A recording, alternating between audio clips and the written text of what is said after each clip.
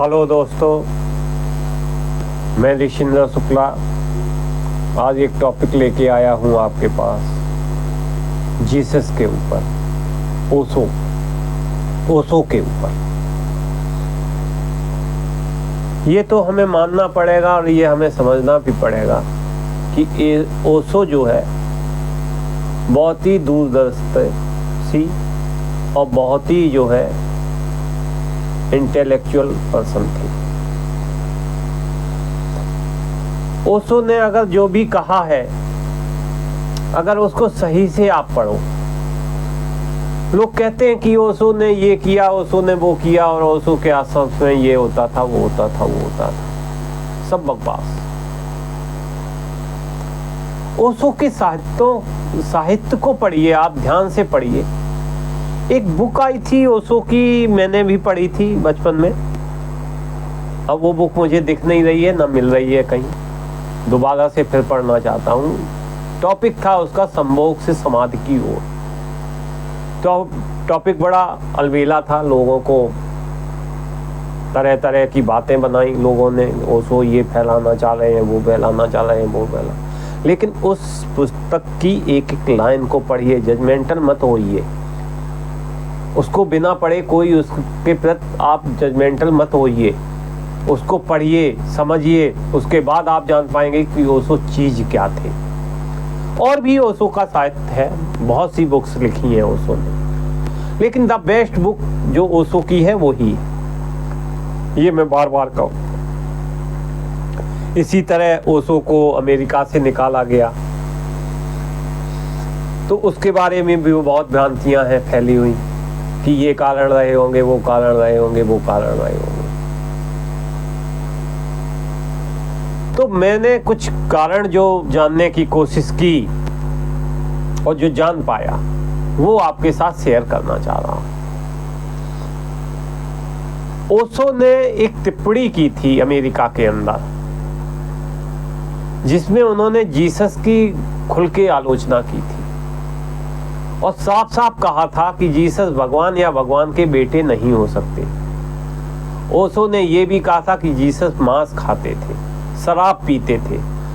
ओशो ने यह भी कहा कि जो व्यक्ति मांस खाता है और जिसमें करुणा नहीं हो सकती, जो व्यक्ति, इसलिए मांस खाने वाले जीसस ईश्वर या उनके पुत्र नहीं हो सकते।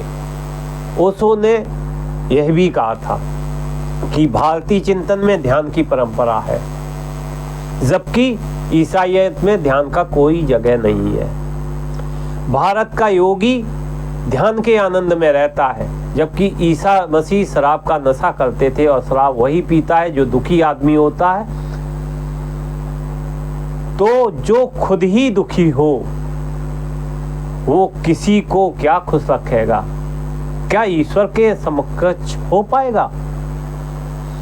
तो ओशो ने प्रश्न उठाए थे जीसस के ऊपर। उन्होंने जीसस के लिए ये भी कहा था कि लोग कहते हैं कि वो पानी में चल सकते थे। ओशो ने इसे झूठ कहा और यह जोड़ते हुए कहा कि हमारे देश में योगी पानी में चलने में सिद्धि प्राप्त कर लेता है, लेकिन उसे भगवान का दर्जा तो प्राप्त नहीं होता, हम तो नहीं देते। तो ओशो के ये जो प्रवचन थे, इससे हड़कंप मच गया। ईसाईयत को डर लगने लगा, चर्चों को डर लगने लगा कि उनके जितने बनाए हुए ये ढपोल संखी वो हैं, नैरेटिव्स हैं, वो सारे ध्वस्त होते चले जा रहे हैं। और ओशो की फॉलोइंग भी जबरदस्त फॉलोइंग थी। अमेरिका में जिस समय उनको अरेस्ट करके जेल में ले जाने की बात हो रही थी, उस समय तो लाखों की संख्या सड़कों पे लेटी हुई थी। अमेरिका में 90% आदमी उनके पक्ष में था। तो चर्चों को खतरा उससे उत्पन्न हो गया था।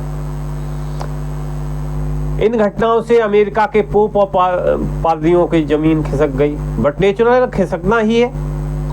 और ओशो ने तो जो पोप और पादरी और जो फादर सो कॉल्ड कहा जाते हैं, उन्हें भी नहीं छोड़ा।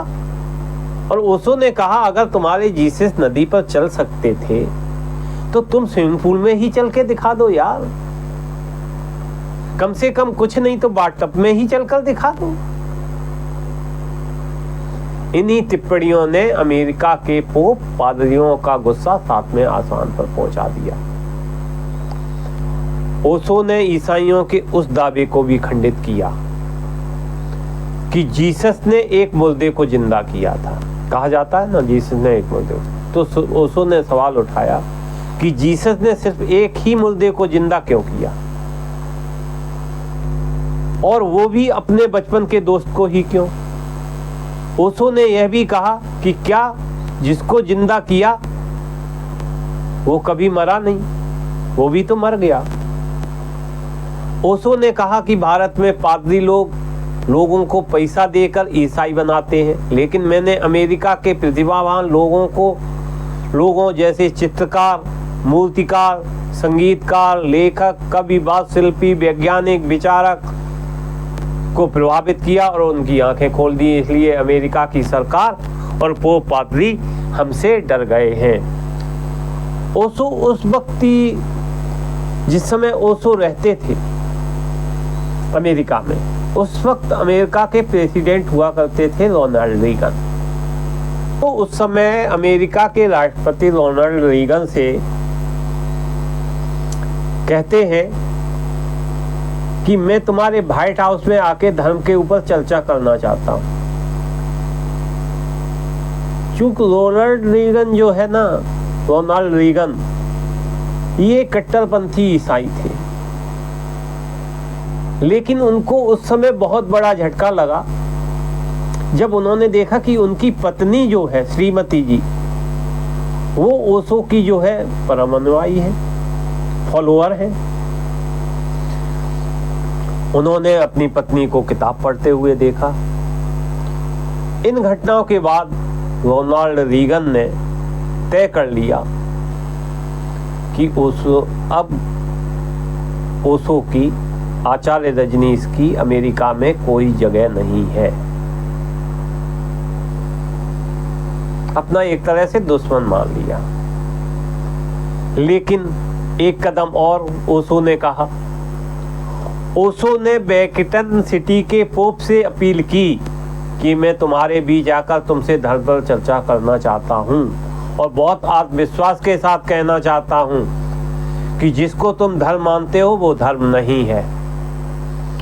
ओशो की इन बातों ने ईसाई देशों को इतना डरा दिया कि अमेरिका सहित तमाम ईसाई देशों में ओशो की एंट्री पर प्रतिबंध लग गया और इन्हीं वजहों से आखिरकार ओशो को झूठे मामलों में फंसाकर अमेरिका छोड़ने पर मजबूर किया गया।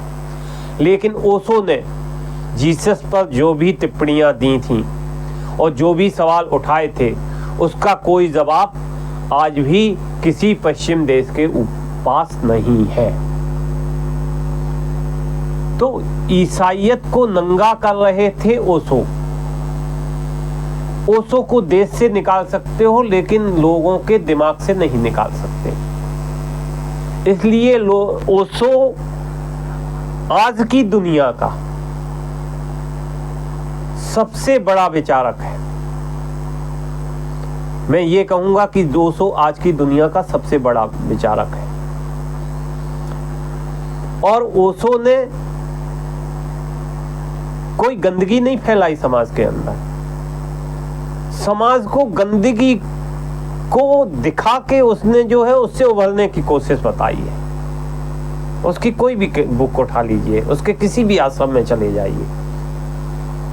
बहुत बहुत धन्यवाद। मैंने ओशो के बारे में आपको बताया है, आपको अच्छा लगा होगा। आप इसे सब्सक्राइब करिए, लाइक करिए, आगे बढ़ाइए और ज़्यादा से ज़्यादा लोगों को हमारे कहे हुए चीज़ों को पहुंचाइए। आप लोग प्रचारक बनिए मेरे। बहुत बहुत धन्यवाद।